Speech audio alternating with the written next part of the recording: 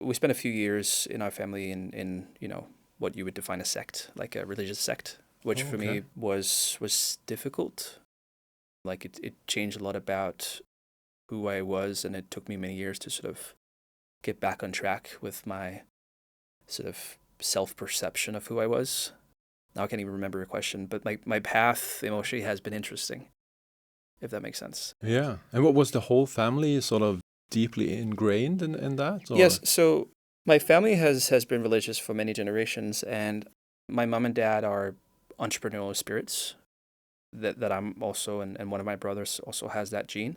And I think they go all out on things, and they really try to sort of explore the limits of things in a positive way. But once in a while, I think that focus gets misplaced, and maybe naively so, which I've done also a lot, like where I pursue a path very intensely, and then sometimes it's a tiny bit too late, and then you sort of see the consequences afterwards. So I think my parents' intentions have been quite pure. Like they had a religious understanding, and then they wanted to sort of follow a group of people that are very much like, this is how we want to change the world for the better. Yeah. Ultimately, that turned out to maybe have a different side to it that had a lot of, consequences for people that weren't good as well.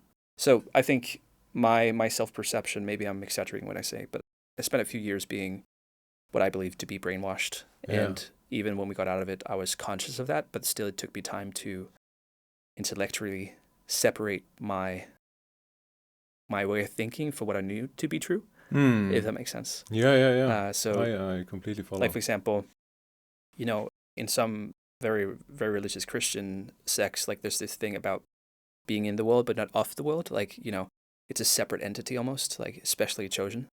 And I knew that intellectually not to be true, but emotionally that was so ingrained through, what I define as brainwash. So it took many, many years to sort of get to resonate with people again. Not because I couldn't understand with people, I didn't necessarily judge people, but there was this subconscious feeling like I'm different and I'm elevated to some degree. And I tried to say that without any current guilt, but that was, intellectually I understood that not to be true. That, I'm just, equal. But sort of the background had made me default into a thought process.